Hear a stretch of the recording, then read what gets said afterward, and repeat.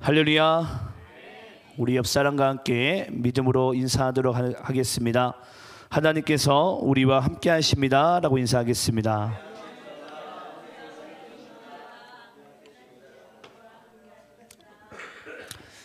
하나님께서 오늘도 우리의 예배 가운데 반드시 함께 하심을 믿습니다. 자, 오늘 우리 하나님께 받을 말씀은요, 마가복음 11장 27절로 33절까지의 말씀입니다. 마가복음 11장 27절로 33절까지의 말씀, 무슨 권위로 이런 일을 하느냐, 이 말씀의 주제로서 우리 함께 은혜 받는 시간 되기를 간절히 소망합니다. 자, 우리 마가복음 11장 27절로 33절 저와 여러분이 함께 교독하시면서 읽도록 하겠습니다. 제가 27절 읽겠습니다. 그들이 다시 예루살렘에 들어가니라. 예수께서 성전에서 거니실 때에 대제사장들과 서기관들과 장로들이 나와 이르되 무슨 권위로 이런 일을 하느냐? 누가 이런 일 할 권리를 주었느냐? 예수께서 이르시되 나도 한 말을 너희에게 물으리니 대답하라. 그리하면 나도 무슨 권위로 이런 일을 하는지 이르리라. 요한의 세례가 하늘로부터냐 사람으로부터냐 내게 대답하라. 그들이 서로 의논하여 이르되 만일 하늘로부터라 하면 어찌하여 그를 믿지 아니하였느냐 할 것이니, 그러면 사람으로부터라 할까 하였으나 모든 사람이 요한을 참 선지자로 여김으로 그들이 백성을 두려워하는지라. 33절 함께 합독합니다. 시작. 이에 예수께 대답하여 이르되 우리가 알지 못하노라 하니, 예수께서 이르시되 나도 무슨 권위로 이런 일을 하는지 너희에게 이르지 아니하리라 하시니라.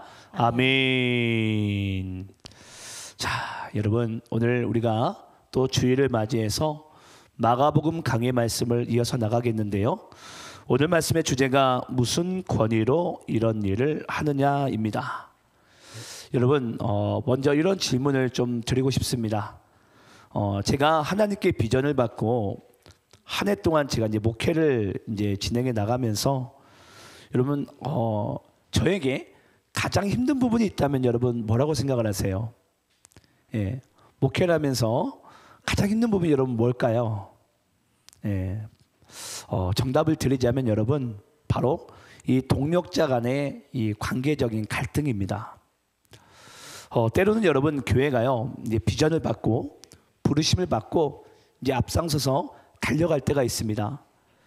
근데 항상 그렇게 달려갈 때 항상 어느 순간에 이 제동이 걸릴 때가 있어요. 그 제동이 걸릴 때가 언제냐면 바로 이 관계적인 갈등이 예기치도 못하게 찾아올 때가 있습니다. 제가 여러분 아시겠지만 특히 우리 이번 도시안의 교회의 표어가 여기 보시면은 복음으로 함께 가자입니다. 복음으로 함께 가자. 당연히 이제 하나님께서 저를 담임자로 세우시고 이제 비전과 부르심을 따라 이제 달려 나가다 보면 정말 힘들 때가 이 동역자 간의 관계적인 갈등이 생기게 되면 이 목회가 생각보다 이게 순조롭게 진행되지 않더라고요. 그래서 하나님께서 올해 특히 저희에게 정말 귀한 표어를 주신 것이 복음으로 함께 가자입니다. 여러분, 때로는 교회가요 빨리 달려갈 때도 있겠지만 때로는 뒤에 처진 사람들로 인해서 늦게 갈 때도 있습니다. 아니 더디 갈 때도 있습니다. 근데 여러분 정말 중요한 것은 뭐냐면요, 교회는 함께 가는 것이 중요한 줄 믿습니다. 우리가 예수로 인해서 복음으로 인해서 우리가 서로 한 마음을 가지고 함께 가게 될 때 저는 하나님께서 우리 교회를 통해 놀라운 일들을 저는 반드시 이루심을 믿습니다. 우리 한번 따라해 볼까요? 복음으로 하나 되어 함께 가면 하나님께서 우리를 통해서 일하십니다. 여러분 믿습니까? 예, 제가 오늘 말씀을 준비하면서 무슨 권위로 이런 일을 하느냐, 제가 하나님께 이런 질문을 했어요. 하나님, 저에게는 어떠한 권위가 있습니까? 예, 여러분 아시겠지만 저는 매 주일마다 또는 예배 때마다 이 강단에 서서 하나님 말씀을 제가 선포할 수 있고 강론할 수 있는 그 권위를 하나님께서 저에게 부어주셨어요. 그래서 오늘 말씀을 제가 이제 일주일 동안 이제 준비를 하면서 이제 그런 생각이 드는 거예요. 어떤 생각이냐면 제가 처음 목사 안수를 받을 때가 생각이 났습니다. 여러분, 목사 안수를 제가 처음 받았을 때 이제 지금부터 이제 한 5년 전이죠. 5년 전에 이 감독님 손과 그리고 당시 감리사님 손과 그리고 두 목사님의 손, 총 4명의 목사님의 손을 이제 얹고 이제 안수를 받게 됩니다. 아, 여러분, 이 안수가 얼마나 무거운지요? 이 목이 거북목이 되는 거예요. 예, 푹 눌려가지고. 아, 저는 그때 알았어요. 아, 이게 바로 권위에 대한 무게이구나. 예, 이게 바로 권위에 대한 무게이구나. 아, 하나님께서 어쩌면 연약한 저를 이렇게 목회자로 세우셔서 어떠한 권위를 부어주셨는데, 아, 이게 바로 목사의 권위이구나. 아, 이 무거운 짐을 여러분 생각을 해보세요. 저 혼자 지고 가면 이게 여러분 뭐 목회가 잘 되겠습니까? 예, 어제도 제가 임원회의를 처음 가졌었는데 우리 임원분들과 부서장님들 그리고 우리 도시안의 교우분들이 정말 저와 함께하게 될 때에 이 무거운 짐이 우리가 예수님께 맡겨드리고 또 복음으로 예수와 함께하게 될 때에 하나님의 생명의 역사는 우리를 통해서 이루어진 줄 믿습니다. 그런 마음으로 오늘 이 말씀을 제가 준비했는데요. 한번 오늘 말씀 우리가 한번 한 구절 한 구절을 좀 볼 텐데 또 이런 말씀을 드리고 싶어요. 여러분, 우리가 교회에서는 이 권위가 매우 중요합니다. 권위가 매우 중요한 반면에 우리가 이 권위라는 단어에 있어서 반드시 우리가 짚고 넘어가야 될 부분이 있어요. 여러분, 모든 권위는 여러분 누구에게로부터 오죠? 하나님께로부터 옵니다. 예. 이 세상에 어떠한 권위도 하나님께로부터 나지 않은 권위는 없습니다. 여러분들이 뭐 쉽게 비판할 수 있는 국회의원 또는 대통령, 뭐 시장들, 뭐 시의원들 누구와 막론하고 할 것 없이 모든 권위는요 다 하나님께로부터 난다고 성경 말씀에 정확히 기록되어져 있습니다. 그럼 여러분, 우리가 그러면 권위자들은, 권세자들은 그럼 반드시 우리가 뭘 알고 있어야 되죠? 그 권위와 권세 위에 계신 분을 우리는 반드시 알아야 된다는 거죠. 그래서 권위자와 권세자들이 가진 사람들의 가장 첫 번째 원리는 뭐냐면요, 나보다 더 높이 계신 그분이 참 권위를 가지고 계시고 그분만이 우리에게 권위를 부여할 수 있다는 그 사실을 우리는 또한 망각하면 안 됩니다. 그래서 우리가 이 권위를 우리가 하나님 안에서 바르게 이해할 때 먼저는 가장 중요한 것이 뭐냐면 한번 따라해 볼까요? 교회는 어떤 누구도 성전 실세가 존재하면 안 됩니다. 여러분, 교회는요 성전에는 실세가 없어요. 담임 목사인 저도 성전에 실세가 되면 안 됩니다. 여기에 앉아있는 누구도 우리는 성전에 실세가 될 수 없어요. 오직 교회는 누가 머리가 되시죠? 오직 그리스도 예수가 머리가 되시고 우리 모두는 각 지체가 되어서 하나님의 교회는 서로 연결되어지고 사랑하고 섬김으로써 교회는 세워져 나가는 줄 믿습니다. 저는 오늘 우리가 그것을 함께 좀 말씀을 통해서 볼 텐데요.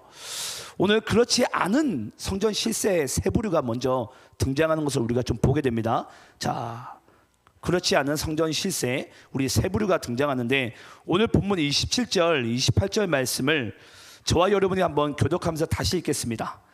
그들이 다시 예루살렘에 들어가니라 예수께서 성전에서 거니실 때에 대제사장들과 서기관들과 장로들이 나와 이르되 무슨 권위로 이런 일을 하느냐? 누가 이런 일할 권리를 주었느냐?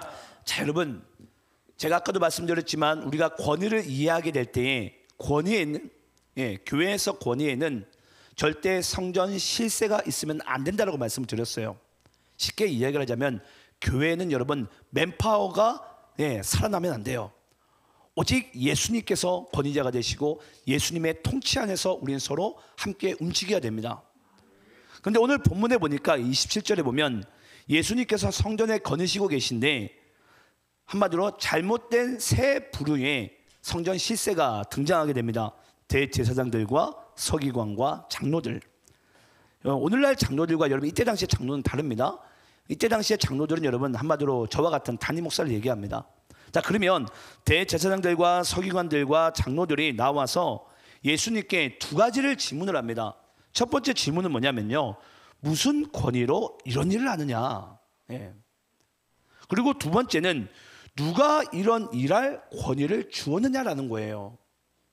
여러분, 지금 세 명의 잘못된 성전 실세들이 예수님께 이 두 가지 질문을 한 여러분 궁극적인 이유가 뭐라고 생각을 하세요?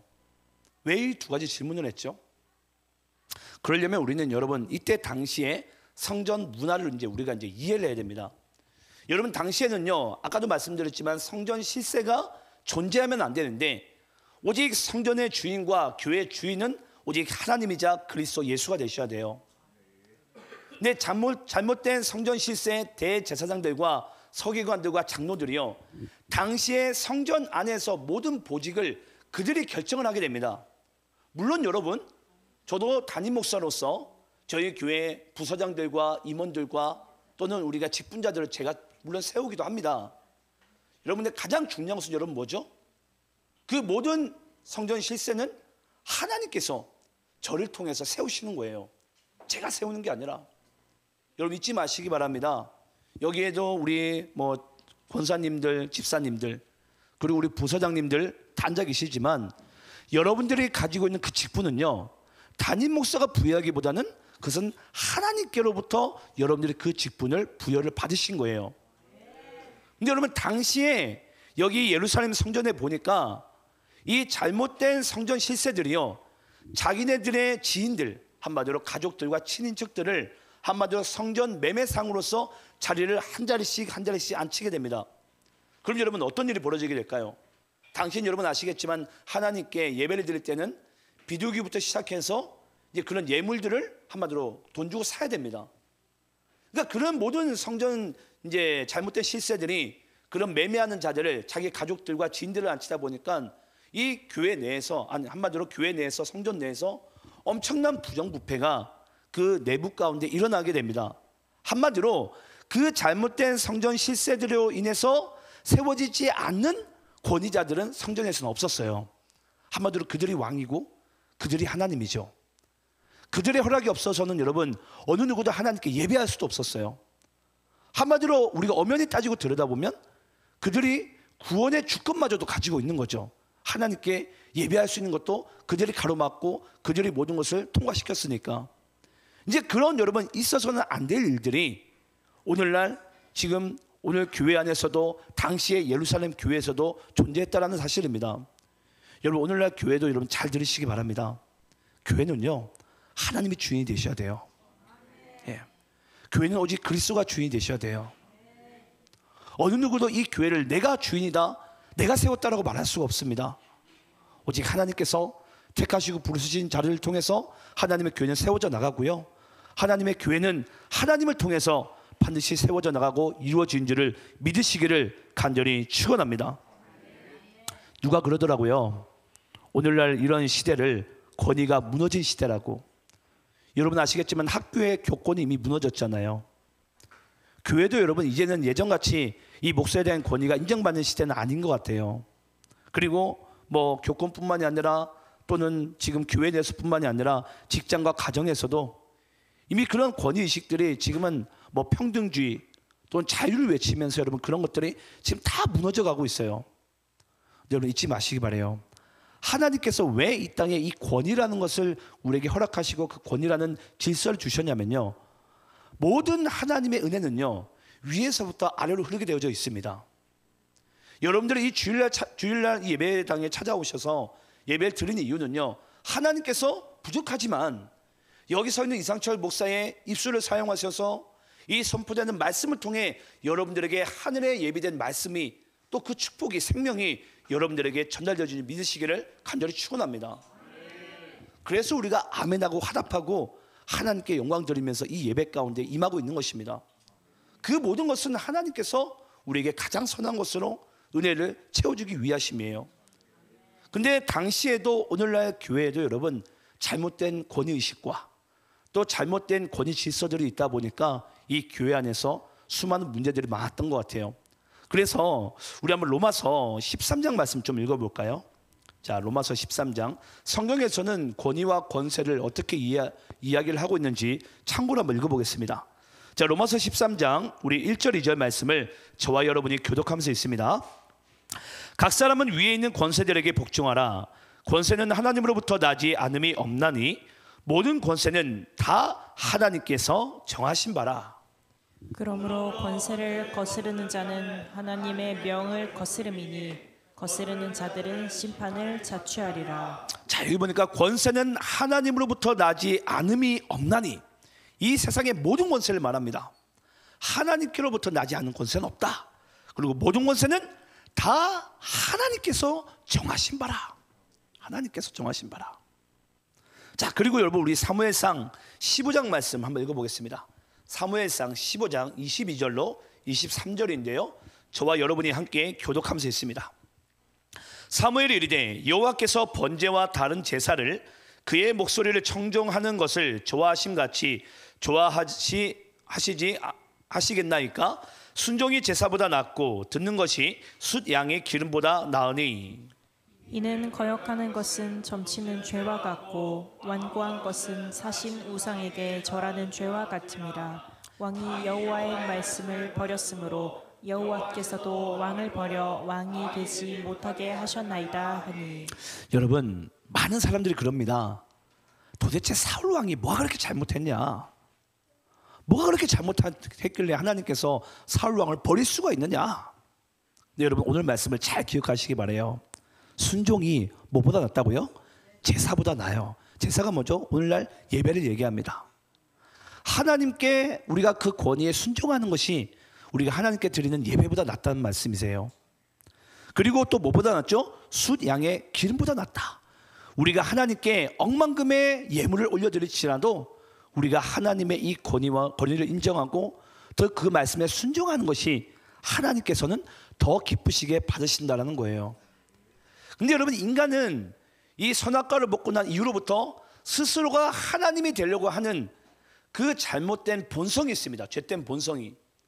근데 그 죄된 본성이요, 23절에 보면 거역하는 것으로 나오는데, 이 거역은 점치는 죄와 같고 완고한 것은 사신 우상에게 절하는 죄와 같음이라.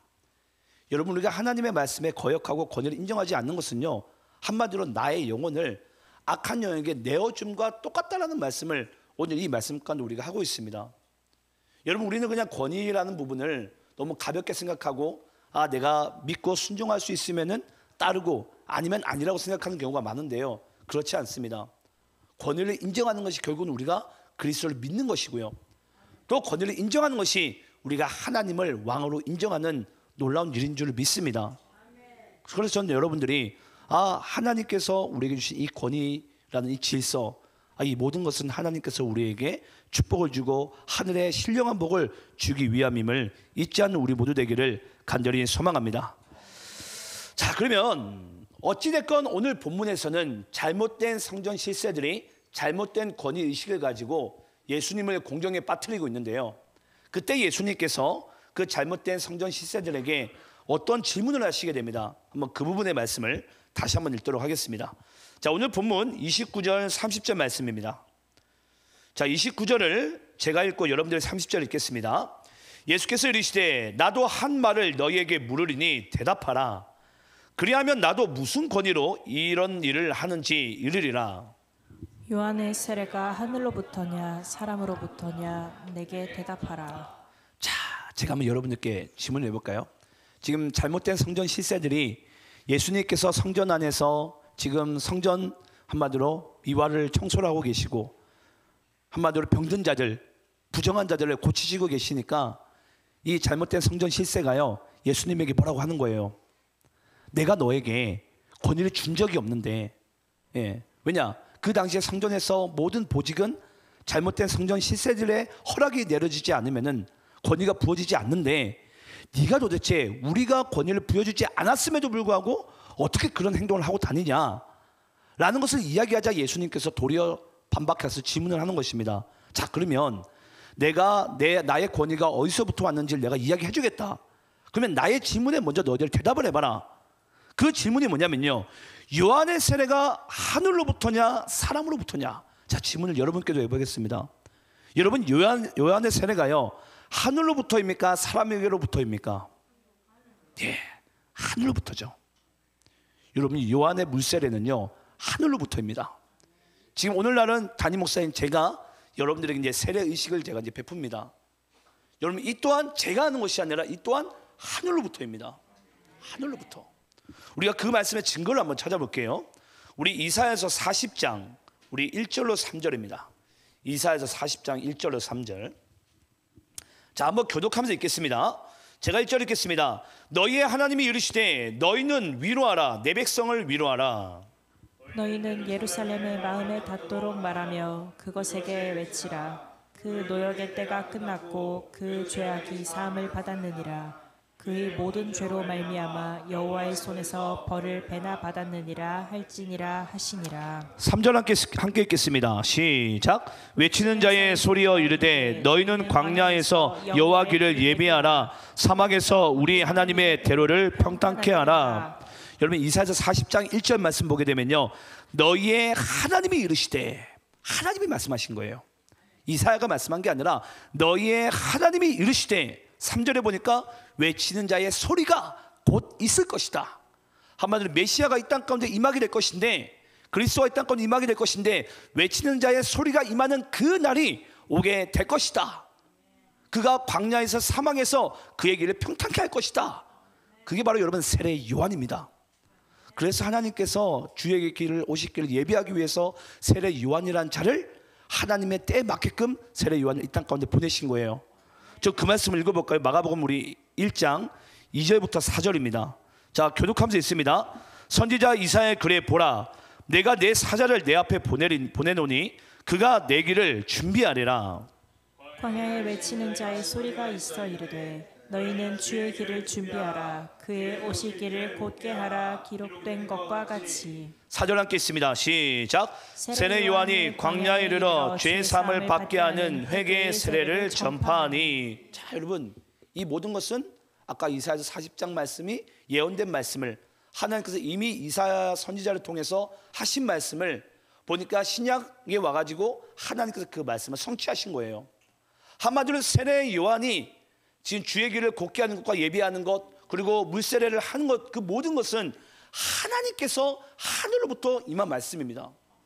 그래서 우리 8절 9절도 우리 한번 연결해서 읽어볼까요? 자, 세례적인 부분이죠. 제가 8절 읽겠습니다.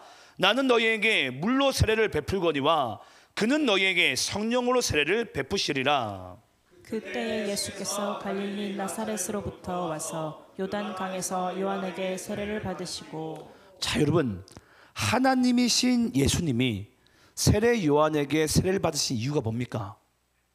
이것은 바로 하나님 스스로인 자신이 이미 하나님께서 말씀하신 거예요. 어떻게 여러분 신이 인간에게 세례를 받을 수가 있겠습니까? 근데 이것은 하나님께서 이미 이사야서 선지자 말씀 가운데 말씀하신 것을 이루시기 위해서 예수님께서 세례 요한에게 한마디로 세례를 받으신 거예요. 이 모든 것은 어디서부터라고요? 사람에게로부터가 아니라 하늘로부터. 하늘로부터. 예. 그래서 여러분, 제가 예전에 그런 이야기를 한 적이 있어요. 여러분께 하나님께로부터 우리가 특히 세례의식이 우리 교회에서 성례전이 이루어질 때는 그 성례전이 끝날 때까지는 절대 우리가 엄숙하고 거기 그 은혜 가운데 집중하셔야 된다고. 여러분, 한 사람이 세례를 하나님께 받는 것은요, 잊지 마시기 바라요. 일생에 한 번 있는 일이에요. 얼마나 정말 은혜스럽고 뜻깊은 일입니까? 그 감격의 순간 가운데 우리가 함께 축하해주고 기뻐할 때 그 영혼이 그리스도를 영접하고 놀라운 하나님의 은혜가 그 삶 가운데 저는 임하게 되고 지배할 줄 믿습니다. 그게 여러분 진짜 하늘로부터 임하는 세례예요. 그래서 예수님께서 지금 그들에게 질문하는 거죠. 잘못된 성전 실세들에게. 그러면 세례 요한도 사람인데 세례 요한이 베푸는 이 세례가 하늘로부터냐 사람으로부터냐? 어디로부터라고요? 하늘로부터다. 하나님께서 이르시되. 하나님께서 이르시되. 그래서 여러분, 지금 이 순간을 잊지 마시기 바랍니다. 우리가 주일날 예배를 드리는 것 단지 이상철 목사가 예배문을 열어서 한 게 아니에요. 이 예배 모든 시종도 오직 하나님께 주권인 줄 믿으시기를 간절히 축원합니다. 그래서 결국은 여러분, 우리가 이 권위를 이해하는 것은 우리가 하나님의 신령한 복과 그 은혜와 생명을 우리가 하나님께로 받을 수 있는 유일한 통로가 여러분 바로 이 권위라는 하나님의 질서예요. 그래서 이 하늘의 질서를 우리가 바르게 이해해야지만이 여러분들의 삶 가운데 이 권위로 인한 하나님의 놀라운 축복이 임하게 될 줄을 믿습니다. 자, 그런데 참 재밌습니다. 재밌는 게 뭐냐면요, 좀 말씀 보면서 너무 재밌었던 부분인데, 예수님께서 여러분 이 말씀을 하시고 난 다음에 자기가 어디서부터 권위가 났는지 그 잘못된 실세들에게 이야기를 할까요, 안 할까요? 안 합니다. 여러분 33절 말씀 우리 읽어볼까요? 자, 오늘 본문 33절입니다. 자, 우리 여러분들이 읽겠습니다. 자, 시작. 이에 예수께 대답하여 이르되 우리가 알지 못하노라 하니 예수께서 이르시되 나도 무슨 권위로 이런 일을 하는지 너희에게 이르지 아니하리라 하시니라. 저는 이 33절 말씀 보면서 예수님의 조크라고 해야 될까요? 예, 이 재밌는 부분을 발견한 게 뭐냐면요, 예수님은 잘못된 성전 실세들에게 예수님의 권위가 어디서부터 왔는지를 말씀해 주지 않습니다. 자, 여러분께 질문을 해볼까요? 여러분, 예수님이 자기가 부여받은 이 권위가 이상철 목사도 아는데 예수님께서 몰라서 이야기를 안 해줬을까요? 아닙니다. 그럼 왜 예수님께서 그 잘못된 성전 실세들에게 자기의 권위가 어디서부터 왔는지를 이야기를 안 해준 이유가 여러분 뭘까요? 이유가 뭐라고 생각을 하세요? 여러분, 그들은요 이야기를 해줘도 믿지를 못해요. 네. 이야기를 해줘도 믿지를 못해요. 이야기를 해줘도. 여러분, 우리가 요한복음 3장 말씀에 이런 말씀이 나옵니다. 이 니고데모가 이 예수님께 찾아오지 않습니까? 한밤중에 찾아와요. 도대체 사람이 어떻게 거듭날 수가 있냐고. 근데 여러분, 아무리 예수님께서 니고데모에게 사람이 거듭남의 비밀을 이야기를 한들 무슨 수로 여러분 성령을 이해할 수 있겠습니까? 우리가 여러분 우리가 밖에 나가게 되면 바람이 붑니다. 바람이 부는 것을 우리가 느낄 수 있어요. 근데 제가 질문을 해볼까요? 바람이 어디서부터 불어오죠? 그건 우리가 알지 못하는 거예요. 네. 여러분, 성령으로 난 것과 우리가 하나님께로 부여받은 이 권위가 그렇습니다. 우리가 그리스도를 믿지 아니하고 하나님을 우리가 알지 못하면요, 제가 여러분들에게 어떠한 설명의 방식으로 여러분들에게 권위를 설명해 주도요, 여러분들 그 권위를 이해할 수가 없습니다. 근데 우리가 이 권위를 받아들일 수 있고 이 권위를 우리가 믿을 수 있는 이유는 뭐죠? 이 모든 것은 하나님께서 이 세상을 창조하셨고 말씀으로 창조하셨으며 그 말씀이 육신이 되어서 오신 그리스도께 하나님께서 모든 주권을 다 부여하셨어요. 그래서 모든 권위의 머리 되시고 모든 권위의 주권자는 오직 그리스도 예수가 되십니다. 그래서 여러분, 우리는 예수를 믿는 자가 한마디로 하나님의 권위를 인정할 수 있고 자기 삶 가운데 받아들일 수가 있는 거예요. 근데 그 권위를 우리가 인정하고 인정하지 못하고가 단지 우리의 선택이 아니라 이거는 우리에겐 필수입니다. 왜냐? 하나님은 하나님의 신령한 복을 이 권위라는 하나님의 질서 가운데 우리에게 부어주기를 원하세요. 그래서 우리에게 그리스도를 허락하신 것입니다. 그래서 하나님께서 부족한 주의 종인 저도 세우신 이유가 바로 여기에 있어요. 하나님의 그 신령한 복은 위에서부터 아래로 흐르게 되어져 있는데 그건 그리스도의 믿음으로 말미암아 하나님의 말씀을 우리가 믿음으로 받지 아니하면 그 권위 안에서 부어지는 하나님의 은혜와 생명과 축복을 우리가 누릴래야 누릴 수가 없다는 사실이에요. 전 여러분들이 이 주일을 맞이해서 저는 이러한 질서가 여러분들에게 바르게 정말 자리 잡히고 하늘의 신령한 복이 전 여러분의 삶 가운데 충만하게 임하기를 간절히 축원합니다. 근데 참 여러분 재밌습니다. 예수님이요, 이 잘못된 성전 실세들에게 이런 이야기를 하게 되는데요, 우리 마태복음 3장 7절 말씀부터 9절 말씀 읽고 오늘 말씀 마치도록 하겠습니다. 마태복음 3장 7절부터 9절입니다. 자, 참고 말씀으로 이 말씀 읽고, 자, 예수님은 그 잘못된 실세들에게 이런 이야기를 하게 되시게 되는데, 자, 7절 제가 읽겠습니다. 요한이 많은 바리새인들과 사두개인들과 세례 베푸는 대로 오는 것을 보고 이르되 독사의 자식들아, 누가 너희를 가르쳐 임박한 진노를 피하라 하더냐. 그러므로 회개에 합당한 열매를 맺고. 9절 함께 있습니다. 시작. 속으로 아브라함이 우리 조상이라고 생각하지 말라. 내가 너희에게 이르노니 하나님이 능히 이 돌들로도 아브라함의 자손이 되게 하시리라. 예수님이요, 그 잘못된 성전 시세들을 향해서 이런 이야기를 합니다. 독사의 자식들아. 여러분, 여기 제일 앞에 앉아있는 이 잘생긴 청소년이 제 아들이에요. 예. 그러면 당연히 이상철 목사의 자식이라고 이야기를 하죠. 자식, 아들. 그러면 지금 예수님께서 지금 잘못된 성전 실세들에게 뭐라고 이야기를 하고 있냐면 독사의 자식들아라고 이야기를 한 이유는 여러분 뭘까요? 너희들은 육신의 그 혈통의 관계 가운데 성전의 그런 이득과 그 잘못된 성전의 정욕을 채우기 위해서 너희들은 구원과 은혜가 흐른다고 생각을 하고 너희들의 그 주변인들을 세웠다면 너희들은 독사의 자식들이라는 거예요. 여러분 잊지 마시기 바래요. 우리 모두는 하나님의 자식이에요. 하나님의 자녀입니다. 그럼 여러분 우리 모두는 어디로부터 그 권위를 인정해야 되는 것입니까? 모든 것이 하늘로부터예요. 모든 것이 하늘로부터. 예. 여러분 예수님께서는 아시겠지만은 잘못된 예루살렘이 로마 정부로부터 수많은 핍박과 환난을 받을 때 예수님은 힘과 무력으로 칼로서 그 로마 군대들을 적대시하고 또 걸기대를 이렇게 세우지 않았어요. 예수님이 하신 방식이 뭐죠? 하늘로부터예요. 하나님께서 예수님을 통해서 이 세상을 어떻게 바꾸기 원하셨습니까? 예수님에게 십자가를 허락하셨어요. 묵묵히 십자가에 달려 죽는 것이 이 세상을 화평케 하고 진정한 평화를 가져다 주는 것이라고.